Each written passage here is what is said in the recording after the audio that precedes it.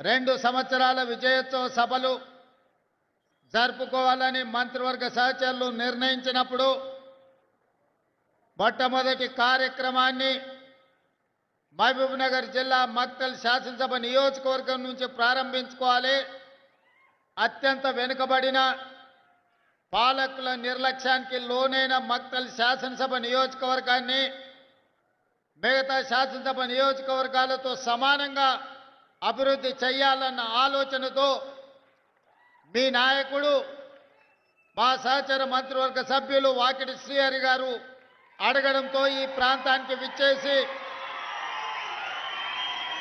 నిజమే కదా ఇన్నాళ్ళు కోన్ పూచేగా మక్తల్ అని మాట నానుడిని కాదని సబ్ కుచ్ పూచేగా సబ్ కుచ్ ఆయేగా మక్తల్ అని చెప్పి ఈనాడు మీ అందరి సమక్షంలో 2వ సంవత్సర విజయోత్సవ సభల్ని మక్తల్ నుంచి ప్రారంభించుకోవడం నాకు చాలా సంతోషాన్ని కలిగించింది.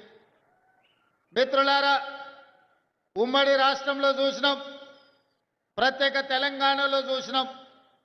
ఎవరు ఉన్నా ఎవరు వచ్చినా ఎన్నికలప్పుడు ఎమ్మెల్యేలను గెలిపించండి, మేము అధికారంలో ఉంటాం, అధికార దర్పాన్ని ఎలగబెడతామని అడిగినోళ్ళే. కానీ మన మక్తల్, నారాయణపేట, కొడంగల్ ప్రాంతాలకు నీళ్లు కానీ నిధులు ఇవ్వాలి అని, అధికారాన్ని పంచాలి అని ఏనాడు కూడా ఆలోచన చేయలే.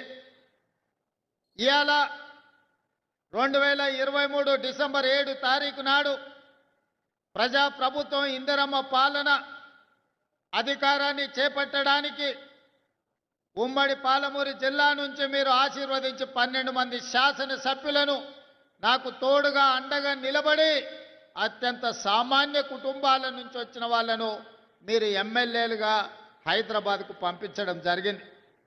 12 మంది సోదరులను ఒక బలగంగా, ఒక బంధువులుగా ఈ ప్రాంతం నుంచి మీరు నాకు అండగా నిలబడడానికి అందించడంతో తెలంగాణ రాష్ట్రానికి 2వ ముఖ్యమంత్రిగా ఈనాడు పార్టీ ప్రజలు ఆశీర్వదిస్తే, ఆనాడు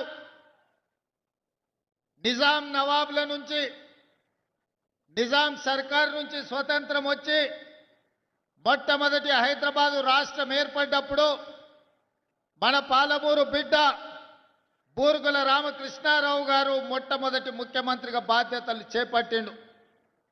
ఆనాటి నుంచి ఈనాటి వరకు 75 సంవత్సరాలలో మన పాలమూరు జిల్లాకు మళ్ళీ ముఖ్యమంత్రి అవకాశం